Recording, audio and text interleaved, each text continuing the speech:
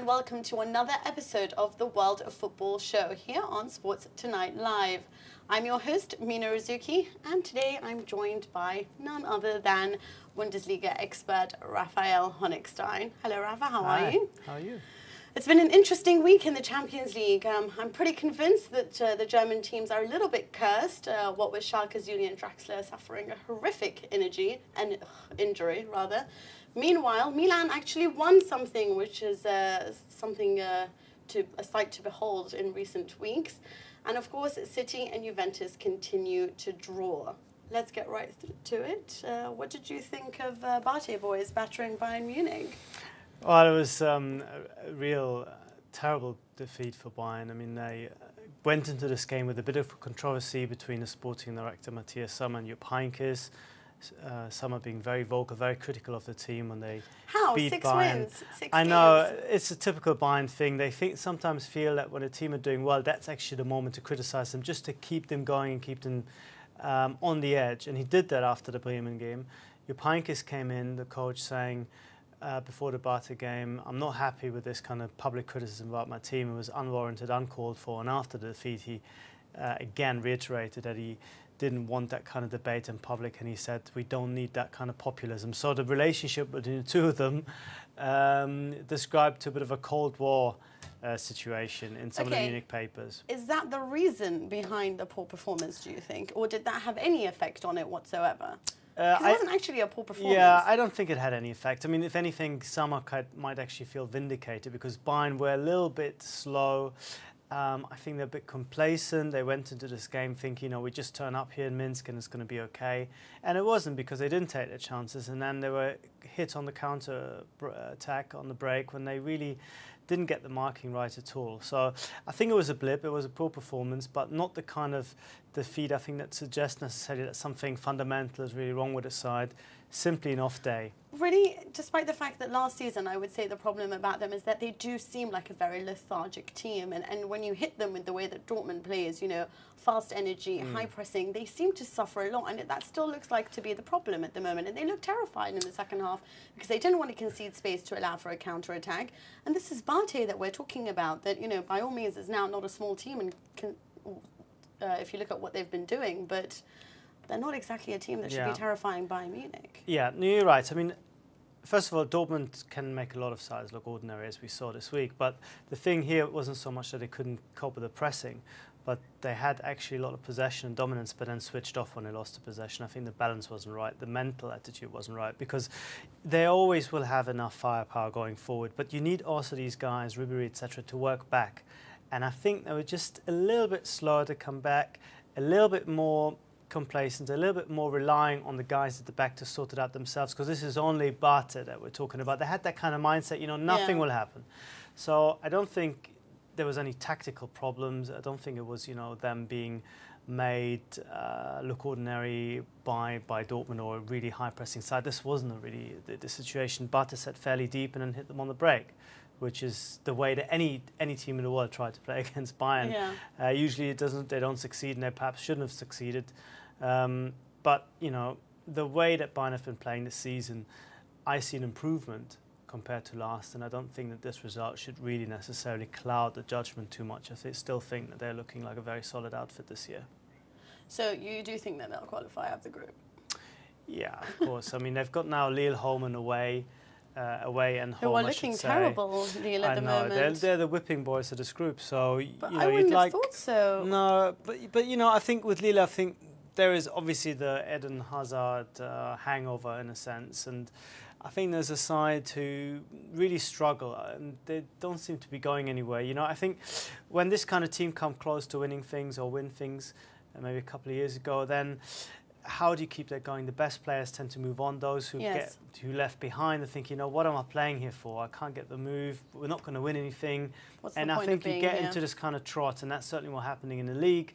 And I think when it comes to the Champions League, Valencia, even though they're not a great side, and Bayern are just clearly better teams. Now, Borisov, of course, are a big surprise and a big exception. Barté at the top. Do you think they'll manage to sneak in?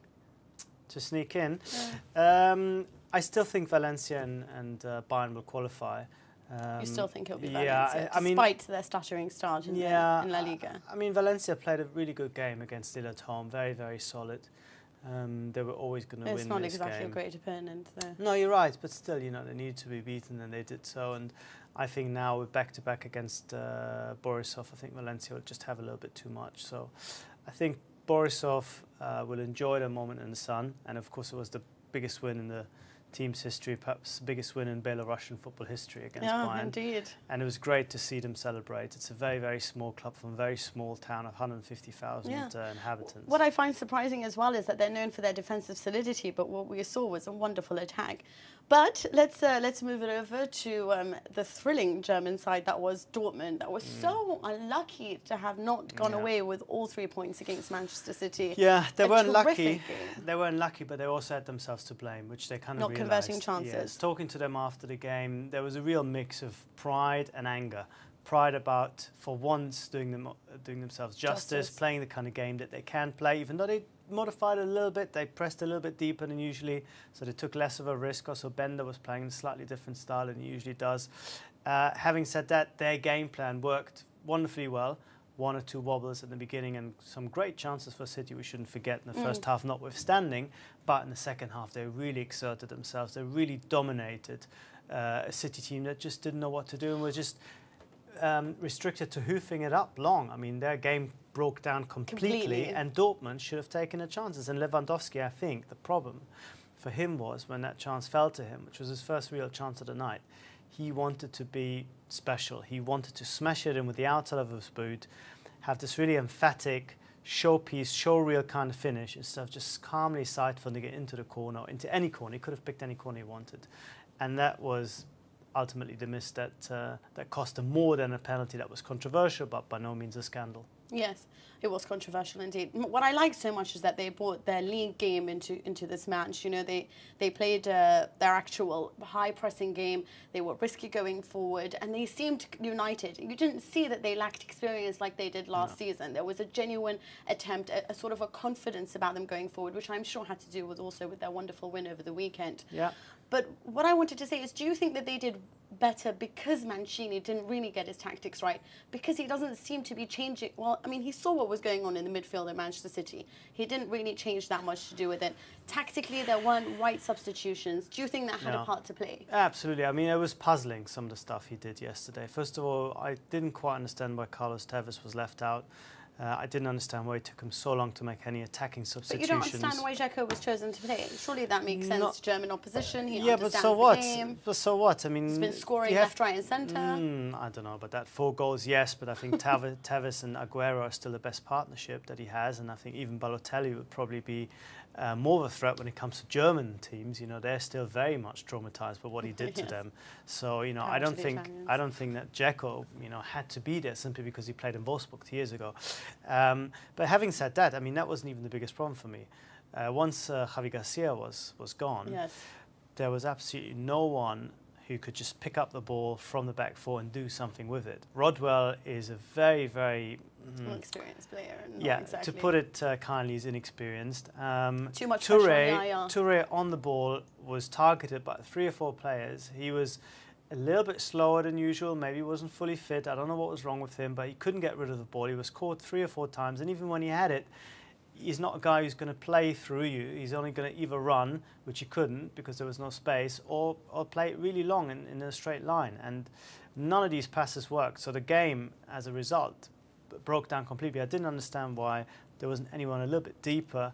Okay, Barry wasn't even in the squad, but you know, they didn't have anyone who could actually pick the ball up and dictate the game from a little bit deeper, which is something you have to do against a side that press you very high, because you're not going to get the ball to the front players otherwise if you don't have that skillful player that can actually hold on to it under pressure. And they didn't have that, and as a result, you know, him changing to 3 at the back halfway through the second half made no difference whatsoever, because they still couldn't get hold of the ball. Yeah. I mean, it was very, very poor, and it just makes you wonder just why Mancini has this big problem with the Champions League. I mean, it's a slightly different football against maybe better opposition that you used to, but still, I mean, he's been around for long enough to see these things, and he should react a lot quicker. And I don't understand what he's doing half the time. I agree a lot, and I always get in trouble saying that. But just quickly before we move on, do you think that Dortmund will go through? second to Real Madrid? Well, the win would have taken them almost through, I think, or at least, shall we say, it would have killed off City's chances to a large extent. Now City have Ajax back-to-back. You know, they can pick up 6 points from that. Then they have 7. They're way much into it because Dortmund by no means are guaranteed to pick up any points from Real Madrid home and away. So it's a tough one. But they've given themselves a chance. Last year they started so poorly that they were out of it by the time, you know, the third, fourth game came around. Now they've got a real good chance. They even have a real good chance against Real Madrid. Plus they've got City at home in the last game, which could well be decisive. Crunch match. So I think they've done very, very well and they can take pride from the performance. Right, let's have a look at the other German team. That is Schalke, and of course that horrific injury. And another draw for them. What's going on with them? That was in the weekend. They couldn't manage more than the draw. Yeah. And it wasn't against a side that really should have troubled them as much as they did. And now again against Montpellier. Not that Montpellier isn't a good enough side to trouble them, but what's going on with Montpellier Schalke? Did very little. They also had a guy sent off on a foul from Draxler. That was when he actually got injured. He got fouled in the box and fell really, really awkwardly. And it's Tell me about the injury. I'm not sure I want to... do we need? I don't want you falling backwards off this chair because it's a long fall for you. All right, we get it. I'm short. No, it was pretty horrific, and he's had an operation on the same night, and he'll be out for a few weeks, maybe even months. It's basically his arm, just above his wrist.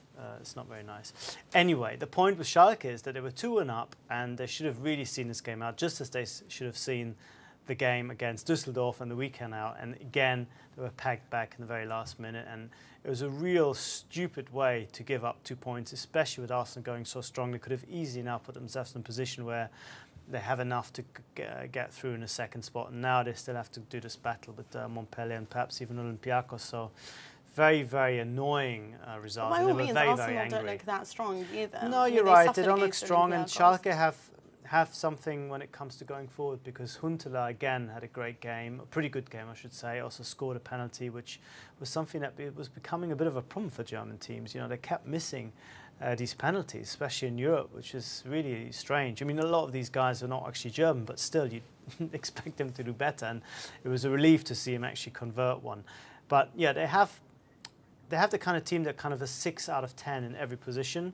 They don't have these outstanding superstars now that Raul is gone. Yeah. But they don't have any obvious terrible weaknesses either. So, you know, yes, they give Arsenal a game, but at the Emirates, I think it might be tough for them. Okay, do join us after the break where we'll go into more Champions League action. So we'll see you in a few.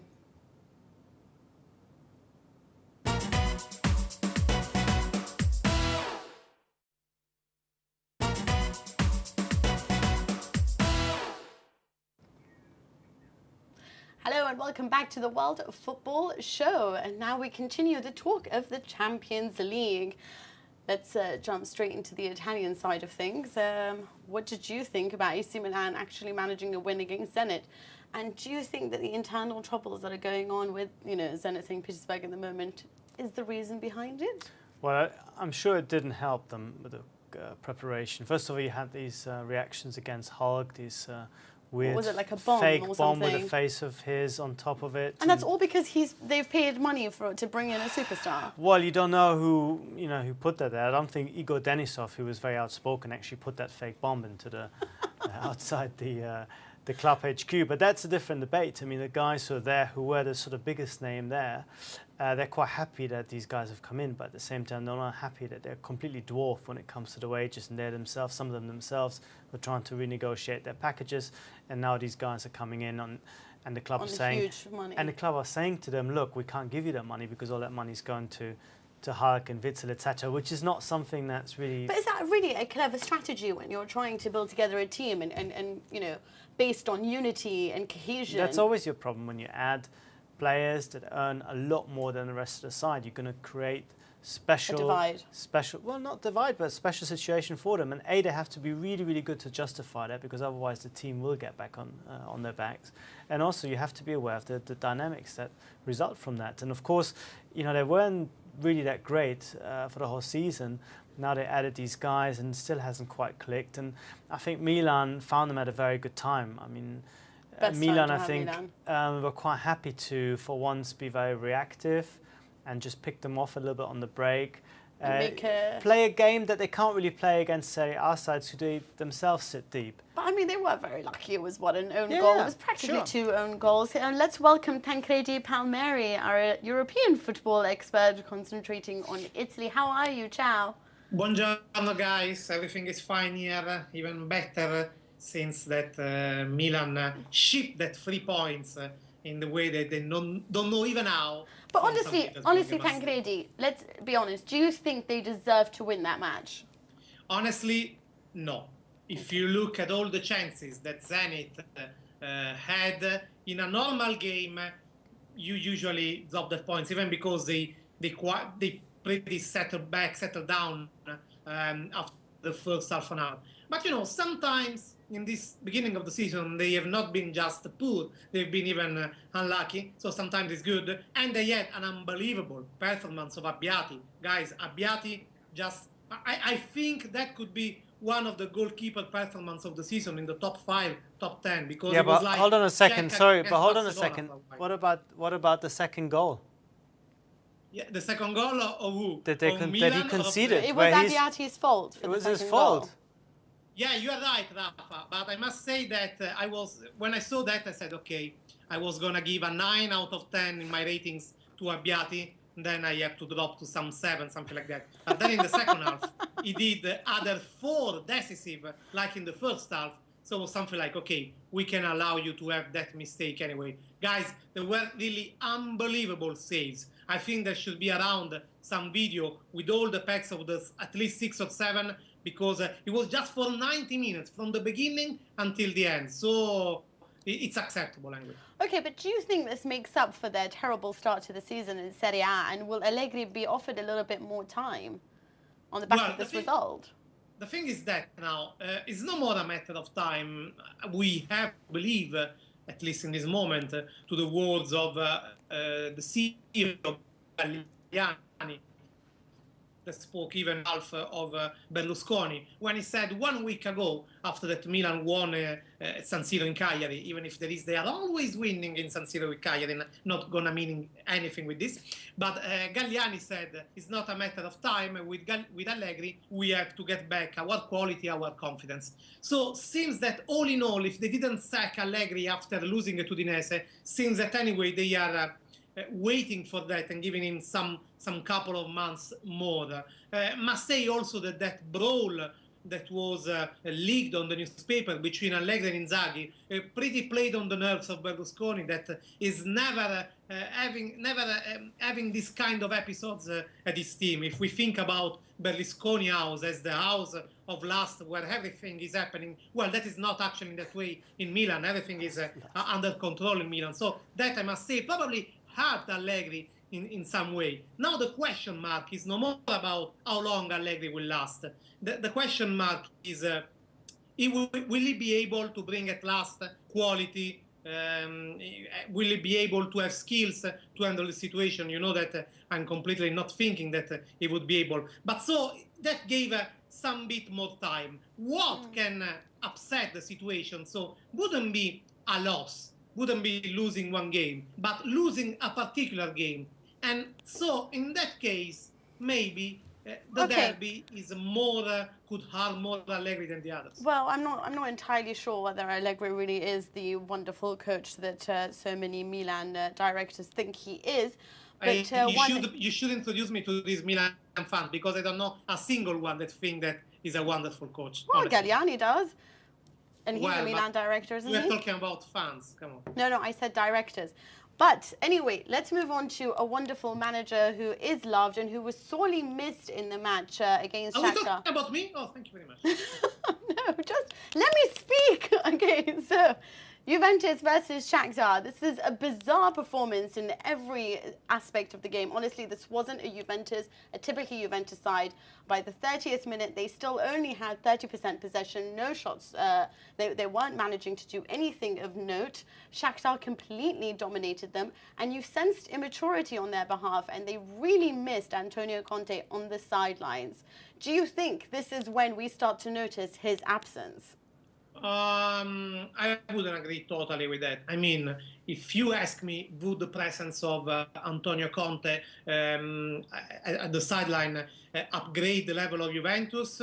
I agree. I would say yes. Always better to have him beside the pitch than not having him. But if you're telling me that that performance is because Antonio Conte was absent on the sideline, no way. Of course because, not. The way the tactics, the way Juventus played, and the mistake that they keep on doing in the second half was everything was consequence, in my opinion, of the very first time that we saw Antonio Conte doing a tactical mistake since he took over in Juventus. Basically, the main one was to see how Willian, the Brazilian number 10 of Shakhtar, that is it might be one of the next big things in world football. The space, the freedom to do whatever he wanted on the pitch, in whatever position he had. I'm not saying that he should have been man-marked, but I'm saying that for sure there was a kind of naivety, not only in the approach of Juventus, but even in the way he was able to build up and to make for Shakhtar. Antonio Conte had the half-time to repair to that. In the halftime, he was able to bring back Juventus more up on the pitch to have more ball possession. But still, there were some. I agree with that. But this is the thing. I mean, what they've always said about Juventus was that they're Pirlo dependent. However, I've always thought that Vidal has been really the most important player, and especially I felt so this season. And you've noticed that he's been off his game since that wonderful performance against Chelsea. When he's not performing at all levels, doing the tackling, doing the intercepting, winning the ball back, sending it over to one of the creative midfielders to launch an offensive attack, it's a problem. And he wasn't really present, and he was mocked by Willian, mocked entirely in that match. The skill of Juventus is that midfield, is that triple midfield, Pirlo, Marchisio, Vidal, and they have all been quite average in the game. To me, it's still it's not proper to say the strength of Juventus is just coming from Pirlo, but at the same time, it is proper to say that the Juventus is Pirlo dependent. A brilliant performance from Juventus is always coming from a brilliant performance of Pirlo. Even when, like in Stamford Bridge, he seems to be a bit more in the shadow, but anyway, he's able to bring out, to call out some one, if not two men, and so leaving the space to Vidal or to Marchisio to get in the space. But this time, again, probably there was such a different approach. We have to remember that it's the first time, probably, because in Stamford Bridge against Chelsea, Juventus has to demonstrate something. This time they had to demonstrate nothing. It was their debut at home, and they didn't cope so good with this new situation for them. Okay, just very briefly, do you think that they'll manage to qualify out of this group, Juventus? Pardon, again? Do you think Juventus will qualify out of their group? Yes, still yes. Okay. Still I go with that because you just can't forget 1 year and something of quality after one night. And Conte, for sure, that performance is burning inside Conte, so I'm sure that he will correct that mistake. Oh, we hope so, Tancredi, for the sake of the coefficient points. Thank you very much. We will speak to you next week for a further update on all things Italian. Thanks, guys. Thank you. Right, last match, important one in the same group, Chelsea versus Nordsjælland. And for a while there, it looked like the Danes were going to do something special when they were only 1-0 down. They played this really nice style of football, you know, very expansive, fluid, all of that. And then, of course, they got hit by 3 more. Yeah. I mean, how many times have we seen it from teams into Europe that they can actually play football? That's why they're champions in the first place. Yeah. But they haven't quite got the cutting edge against the very, very good teams. Yes. To they lack make the grit as to well. make the dominance bear, to bring that to bear, the quality that they have. And of course, on the counter, Chelsea look very, very good. And I think, you know, I haven't been convinced by talk of a renaissance of Fernando Torres, but I'm beginning to see that the guy is going at least in the right direction. He didn't score, but his work rate and the way he linked up was very, very good. Much better, I thought, than he played against Arsenal. Against Arsenal, a lot of people thought he was outstanding, his best game in the shirt, etc. I didn't quite see it that way, but that performance was very, very good and very close to the Torres that we're more used to see. Now, it's all about their midfield, and we've seen now the teams that sort of get far are the ones that have a wonderful midfield like Chelsea's, and this is one thing that can take them far, probably further than all the other actually Premiership sides, in my opinion. What about Nordsjælland? Is it all over? Are they just the whipping boys? Yeah, I think the group is very, very strong. I mean, you saw how far Shakhtar pushed Juventus, and you'd expect Juventus to beat Nordsjælland now on home and away quite easily, I think. Even though the way that Nordsjælland keep the ball might cause one or two problems against Constantly teams like chasing. like Chelsea. They had a bit of possession and a bit of joy, but I think Chelsea have a great setup right now. They have guys that sit. They don't have too many holding midfielders, but when everyone's fit and when Ramirez can adopt in that role, and or as Lampard did, no stopping them. It's a good outfit, and Oscar I think has played much better, more quickly than anyone would have thought, because he's really settled down so quickly to the point that he's now beginning to make Hazard look less spectacular, and that's a good thing, because Hazard will probably go through this, spells a little bit. He started so well, he probably expected him to dip, but if he's coming back to the level he showed earlier in August, then they're really flying. All right, well, that's all we have time for when it comes to Champions League football, but do join us after the break where we say bye-bye to Ballack and so much more. See you then.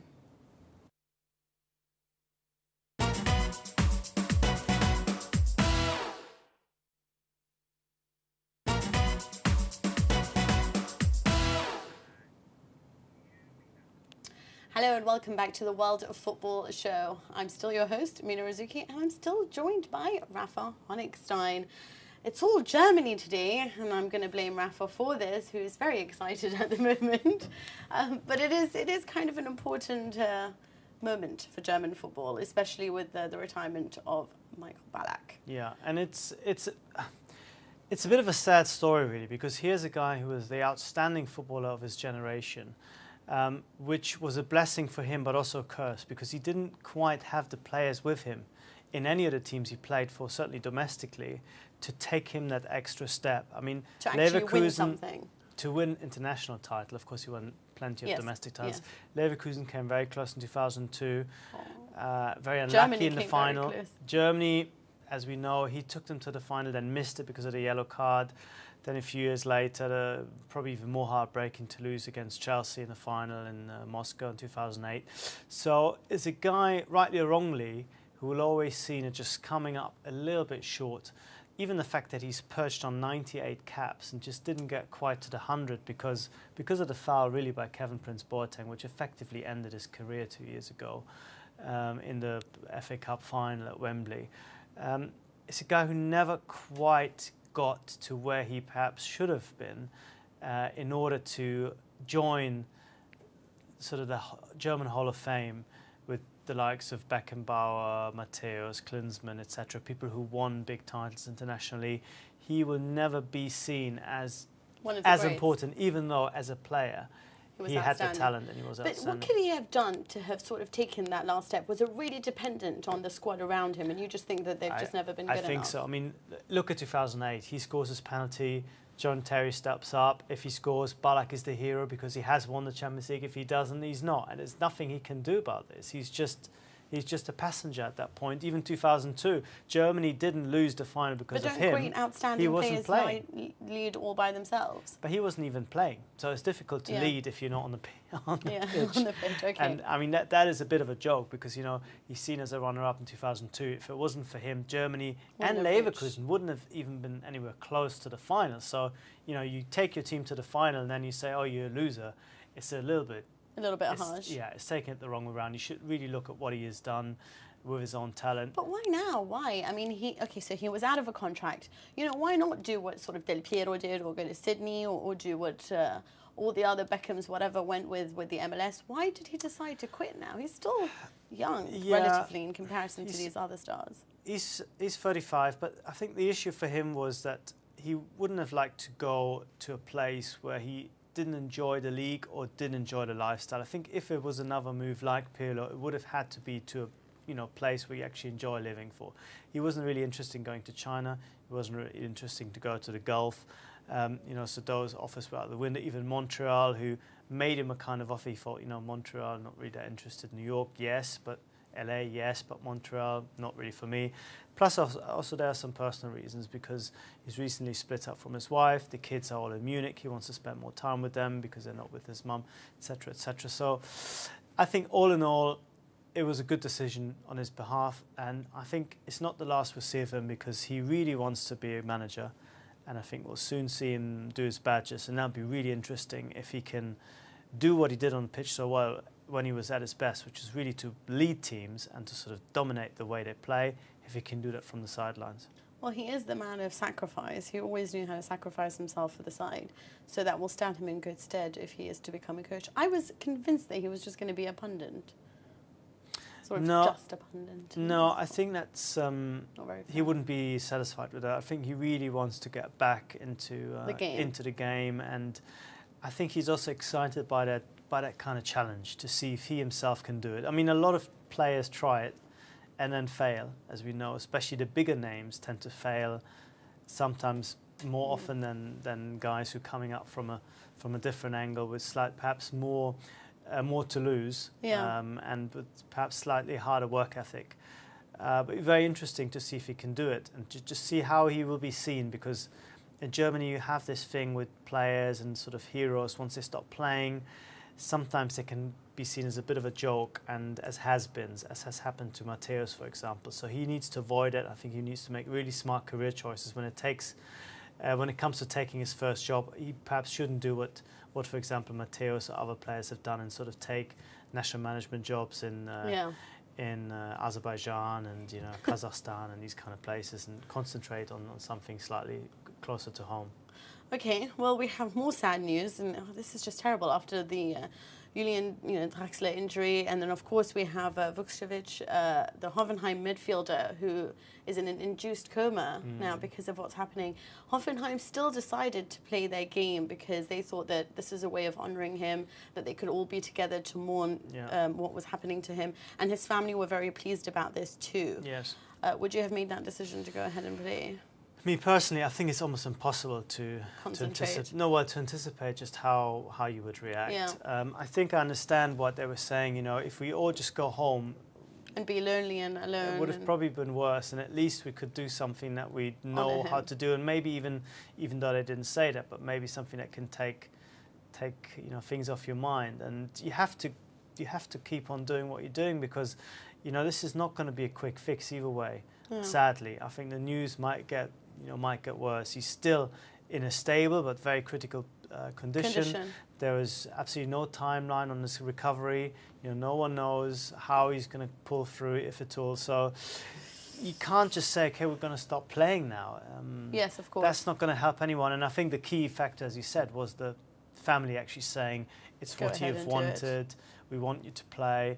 But now they've got the game away to Bayern, and Markus Babbel, the coach, has said before the match at Augsburg, at home to Augsburg, maybe it'll bring them together and they kind of fight together. But it was almost like the opposite was true, because their heart wasn't quite in it on the pitch. Yes, and the I think match, nothing happened. If they turn up like that, what does that mean? That sign all the that best, was held up. All the best, alles Gute, all the best, Boris. Right. Okay. You wonder if they turn up with that kind of sort of upset, being caught between sadness and the will to fight kind of thing, that they might not perform. I mean, Hanover, when they lost Robert Enke, the goalkeeper, committed suicide, took almost the whole season to cope with this, and the team there's honestly completely fell apart. Cursed about this league. I find there's all these horrible stories keep happening. In Italy, we're just corrupt. I'm joking. But I mean, you're not joking. Yes, I am joking. But it's just upsetting. Always these things happen, and you just sort of, But we wish him well, and we hope he gets better. But let's sort of lighten the mood a little bit. I understand that Hamburg, 125 years now, doing well actually, which after a terrible start to the season. Now tell me that 650 people worked on the choreography for this anniversary. It cost them 70,000 euros. Really? Well, I mean, in a stadium that holds 60,000, that's just €1 and 10 pence per thing that they held up, so you can understand where that figure comes from. I must say, the choreography wasn't that impressive. I mean, it was nice to see the whole stadium holding up things, and it had the white and blue, and it had a nice one or two slogans, but it wasn't sort of a fantastic. Was it worth the money? No, you don't think not so. worth my money. Maybe they felt that, you know, €1.10 was money well spent individually. I'm not quite so sure. But the much bigger point is that they really managed to turn their season around. They've had this terrible, terrible start. And the CEO, the chairman, Klaus Jakob, said, you know, we're so happy that the club wasn't actually founded 3 weeks earlier, because it would have fallen into right at our worst time. And everyone's talking about relegation. And, you know, ever since Van der Vaart came in, everything's turned around, and they managed to beat Dortmund, which was no mean feat after Dortmund had gone unbeaten for, I think, 31 games. And now they beat Hanover, which are probably the 4th best team in the league right now. So, wow, so well done, and Hamburg. typically, Hamburg being Hamburg, the talk about relegation has now completely moved on to talk about qualifying for Europe. After just a couple of games. Quickly things change in a matter of weeks. It's very fickle, but that's the kind of league that you're in as well, because, you know, you're never quite sure with teams like Stuttgart, Bremen, Wolfsburg, if they're going to be down fighting relegation or actually fighting for a Champions League place. It's so open. And that's why the Bundesliga is so exciting. Not as exciting as the Italian league. But do join us after the break, where we'll be talking about all the derbies that will be taking place this weekend. See you then.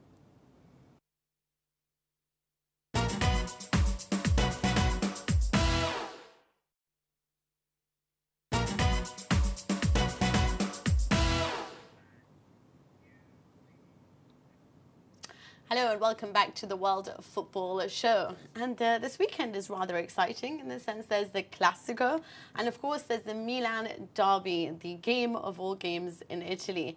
But who cares It's about not the game of all games this year, isn't it? No, this year, that's exactly what we're saying. No, it's just, there just seems to be something missing in the derby but now. you know what, maybe it can act as a bit of a kickstart for either side. I mean, I think if Milan can beat a Inter team that are on paper probably stronger this year, maybe it just gives them a bit of belief, and maybe Allegri can convince himself that he is a manager, or maybe he can convince his team that he's actually a manager, along with the fans, and vice versa. I think if Inter come and win this, they might still have an outside chance to challenge for the title. I don't think we should write them off completely. No, of course not. They're doing actually quite well in the league. It just took them one game, one win, and they're back in it. So they're not, they're not a terrible side. Yes, they're not the side that was... By all means, they're doing a lot better than Milan are doing. Completely dominating the league a few years ago, but still, they're capable of winning the title. And I think if they beat Milan convincingly, it's just a kind of result that will set them up to go all the way. I think you're being kind when you say that they're capable of winning the title, but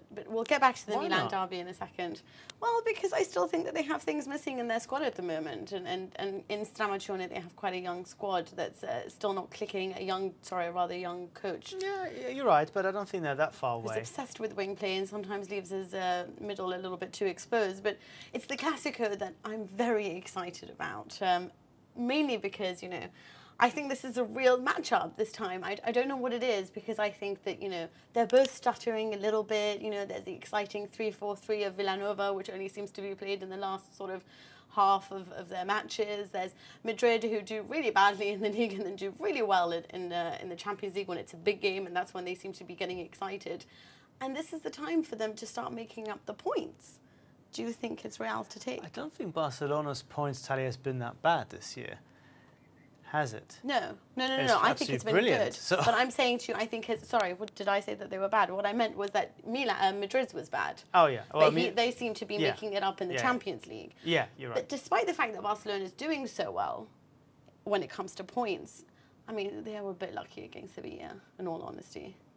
They probably shouldn't have just walked away with all 3 points. You're right, and Alex Song was terrible, and he might play again because Puyol, of course, with a dislocated elbow, will definitely not be in any shape to face Madrid. And I think there is a worry against sides that make them suffer, that they still haven't got it 100% right. But there's a small guy further up the pitch who's pretty good. I've never heard of him before, but I saw him this week against Benfica, yes. and he was absolutely sensational, really, even by his standards. So, and there's this other guy from Madrid who also had a fairly decent game against Ajax. Fairly decent. Scoring 2 hat-tricks only in a row 3. is fairly decent. So I think we're going to see goals. I've got a slight suspicion. Well, with their backlines, I can definitely see goals. Let's welcome our Spanish expert, David Cartledge. How are you, David? Can you hear me? No, the sound's bad. I can't hear you. Are you joking with me, or you can actually not hear me? It's like dropping in and out. Okay, well, I'm gonna just ask a little question and see if you can reply to me. If not, Rafa, then you can. Do you think that it's a case of tactics, and that's all that it is? I mean, for some reason, when they start with 4-3-3 for Barcelona, they don't seem to have as much control going forward as they do when they're in a 3-4-3 formation, which tends to be what Villanova changes to afterwards. Can you hear me, David? Yes, I can, yeah. So do you think this is a question of tactics? I mean, they keep scoring, half of their goals that they've scored in the last 15 minutes, Barcelona? Yeah. And is that because of the changes that he brings on? Oh, I think certainly. I mean, a lot of it's obviously to do tactically with the game. I think especially Mourinho in recent years, he was far away at one point, but he's gradually closed the gap, and obviously that's been a massive tactical difference that's and that's come into play between the two of them. But I think the defence on both sides is key for this game. Absolutely huge, because neither defence is in particularly brilliant state at the moment. Ramos for Real Madrid is badly out of form.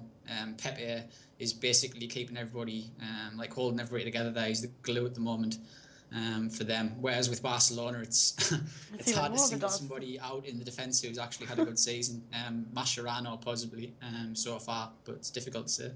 I wanted to ask you a question with Barcelona. Now, I know they keep going with Song and Mascherano in their back line, but I also know that they have a good talent pool and a youth player that would do a wonderful job in the centre-back. So why not decide to mix things up? Since Song and Mascherano aren't working very well at the back, why not promote? Yeah, I mean, it's something I don't know, in a game of this magnitude, I think there'll be a risk in producing Marc Bartra, who's an exceptionally talented young centre-back, into the squad. But I think possibly in the new year, I think if Barcelona don't act in the market, which I don't think they will, then Bartra will come up in the new year. But not at this point, I don't think he will. But it's a bit of a calculated risk to bring somebody in at the moment, especially with the way that defence is. But like you say, it's hard to see. I mean, can Bartra really be much worse than what they've got now? I don't think so. Yeah, I know. David, do you see Madrid going for it and pressing them high up the pitch as they tried in a few games and with mixed results, or sit deep with the risk that you're being outplayed, but at the same time you have you have more bodies to then launch counter attacks? What do you think is going to be Mourinho's stance on this? Yeah, I think it's going to be a high tempo start. These games are there's always a mad opening 15, 20 minutes in these games, and I think a lot of that now is to do with the way Real Madrid press at the start of these games. So I think we're going to see maybe 20, 30 minutes of Real Madrid really pressing them, and then perhaps this is the thing what they've done. This is the error that they've made. They've perhaps started so well, but when they have gradually eased off and let Barcelona have a little bit of the ball, closing them down in the Real Madrid half, as akin to going at them in the Barcelona half, they've sometimes sat in a little bit too deep, and they haven't pressed as well. So there needs to be a healthy medium between the two. But I definitely think it's going to be a chaotic start. The opening 20, 30 minutes will be 100 mile an hour. And also, just one last question. Do you think that, just who do you predict will be the winner? I'm going for a Barcelona win by 1 goal. I'm saying 3-2. You're saying 3-2? Mm-hmm. Okay, right. You will, of course, pick Madrid. Being biased. I'm biased. Barcelona. You always defend Barcelona with such verve that it makes me feel I've got to defend Real Madrid. All right. But anyway, I think Barcelona will be once again too strong, despite having Alexandre possibly at the back. I mean, it's a bit of a nightmare scenario, I think. Did you watch him against Sevilla? I had no idea what he was supposed to be doing. But thank you so much for joining us, David. Thank you for having me. Appreciate it. We'll talk to you next week and see what happened with that game. Look forward to it. I'm not sure. I'm not saying to you Real Madrid will win it, but I just think they have too much. You want them to win? No, I don't really care. I only want Juventus to win everything. Stop trying to expose things. All I'm saying is that I think their attack has a little bit too much for Zong and Mascherano, and Dani Alves is really not on top form. But they have Messi, and Messi is God. So perhaps he can pull off something in the back. Anyway, let's switch it to the Milan derby before one of us gets punched. Now you seem to think that Inter can challenge for titles this season. Yeah, why not? What is it? I don't see Is any. it the match against Roma? What makes you think that they have what it I takes? just don't see any obvious sort of second big force that would be Napoli? automatic. You don't think so?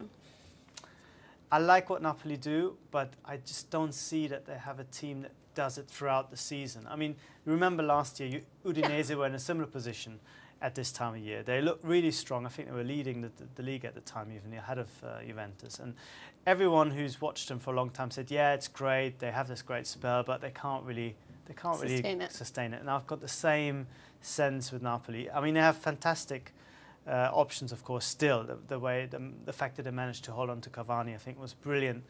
Piece of business. Lavezzi is gone, but still, you know, they have good stuff there.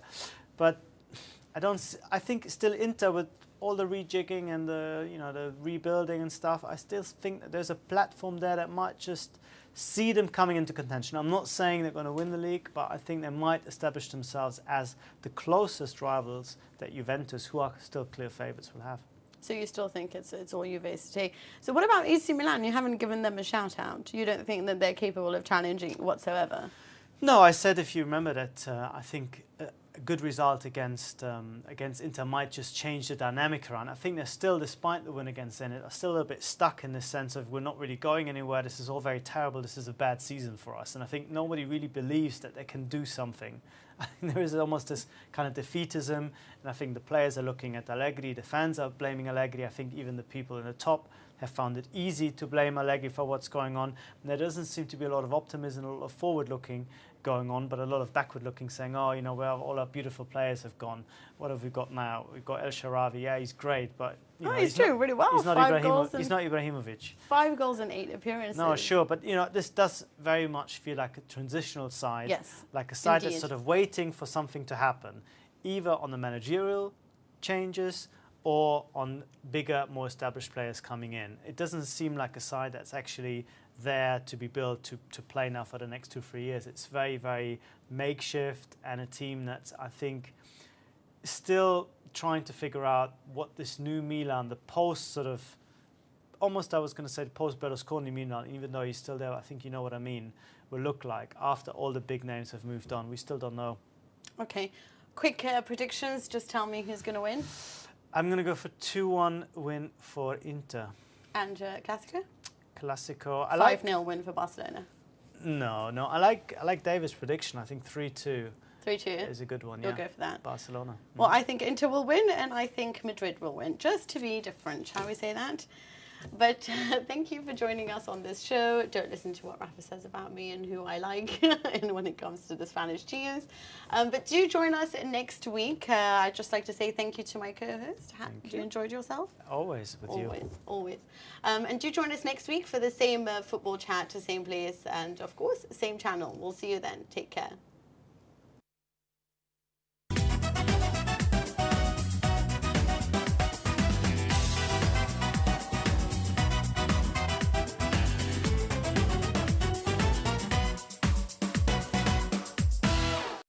Clearly better teams. No, Borisov, of course, are the big surprise and the big exception. Barty at the top. Do you think they'll manage to sneak in? To sneak in? I still think Valencia and Bayern will qualify.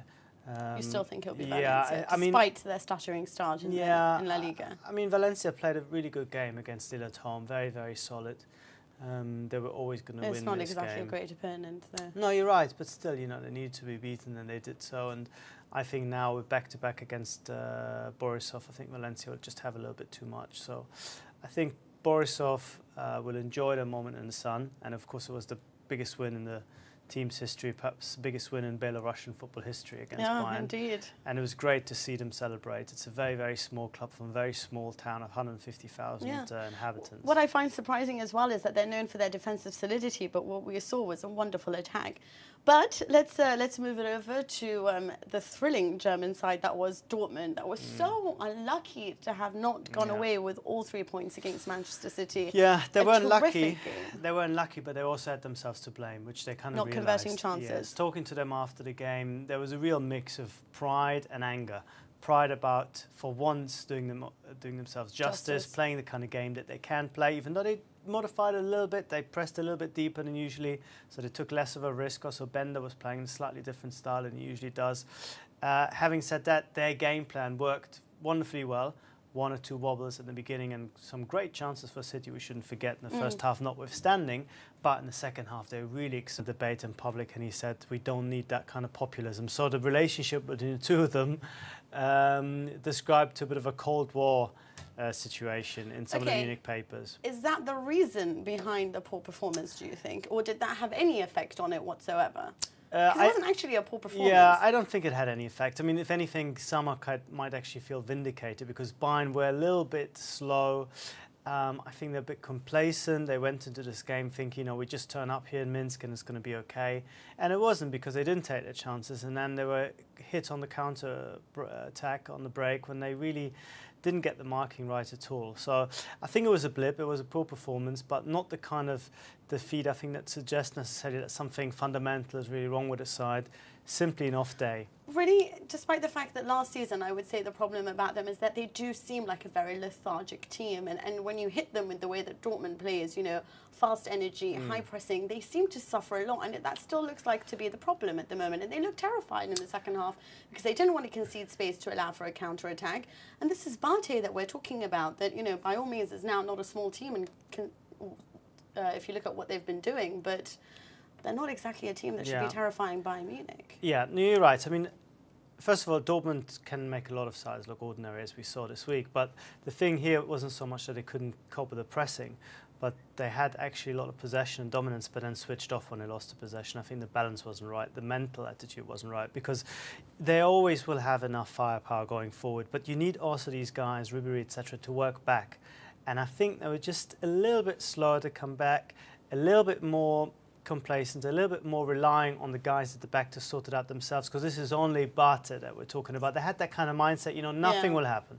So I don't think there was any tactical problems. I don't think it was, them being made look ordinary by Dortmund or a really high pressing side. This wasn't really the situation. Bate set fairly deep and then hit them on the break, which is the way that any team in the world tried to play against Bayern. Yeah. Usually they don't succeed, and they perhaps shouldn't have succeeded. But, the way that Bayern have been playing this season, I see an improvement compared to last, and I don't think that this result should really necessarily cloud the judgment too much. I still think that they're looking like a very solid outfit this year. So you do think that they'll qualify out of the group? Yeah, of course. I mean, they've got now Lille home and away and home. Who are looking terrible, Lille, at the moment. They're the whipping boys of this group. So but I wouldn't have thought so. No, but I think with Lille, I think there is obviously the Eden Hazard hangover in a sense, and I think there's a side who really struggle and they don't seem to be going anywhere. I think when this kind of team come close to winning things or win things, maybe a couple of years ago, then how do you keep that going? The best players tend to move on. Those who who left behind and think, what am I playing here for? I can't get the move. We're not going to win anything. And I think you get into this kind of trot, and that's certainly what's happening in the league. And I think when it comes to the Champions League, Valencia, even though they're not a great side, and Bayern are just